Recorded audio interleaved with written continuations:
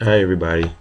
It is March 25th, 2012, and I just want to give you a quick wrap up. Something was on my mind.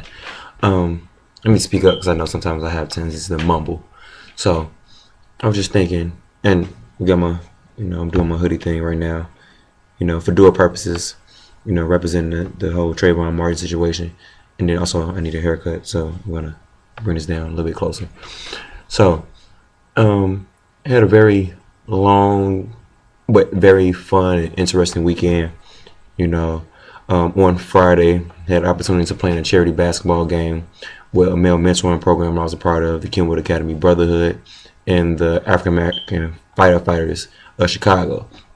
And they came out, young boys did their best, but we came up short. I played with the boys, with the students, and but it was for charity, and I had a good time. And I just realized, from seventh grade through 12th grade, and then some of the guys that I was in with, when I was back in high school, just seeing how much of things changed, and then how much of an influence I am on them, for the little words of encouragement, because I know guys that I saw when I was 14, 15, and how they lived at 16, 17. The small things they said to me really had a major impact on me. And so just being able to talk with some of them, and provide my insight, just being older, really just kind of touched me as being that role model for them. You know, I'm always thinking of what I'm going to do in my life. And that's one of the moments where it felt right, to continue to work with young men, to help them in their development.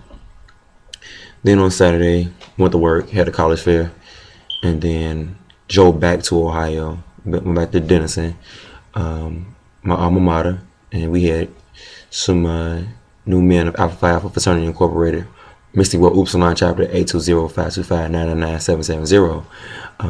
Shout out to the heirs of the Mystic Throne, and they came out, had a probate show, and it was just an enjoyable moment. And that moment for me was to have not just the campus come out, but also men who I respected, who mentored me, and then for me to be a mentor to these young men, for my neos to become a dean and to bring in new members. And it was just like I saw myself as like, not only was I old, quote unquote, but just participating in their development, and becoming young men, and then being around so many men who participated in my development, and then also the students that I left behind, who I was kind of like big brother to on campus. It's kind of aiding in my defining in manhood right now. I had some emotional moments this weekend as I just sat back and watched, how my life was playing out and my impact on other people's lives. So I'm continuing to grow on what it means to be a man. And I know one of those things right now for me is being in touch with one's emotions, the good and the bad, and to make oneself vulnerable. I had an upperclassman named Carlin, during, I think it was my sophomore year. He was a senior, and he was telling us, why are men so afraid to be vulnerable? And it's because we're afraid to be hurt. And men aren't supposed to be seen as vulnerable individuals.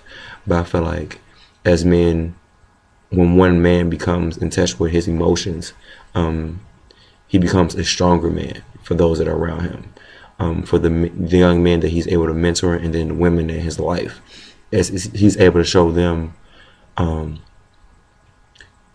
to be able to understand their emotions, and not as a sign of weakness, but to be able to understand and to be one that's dependent upon, as their emotions aren't seen as signs of weakness, but as more so as signs of strength and understanding.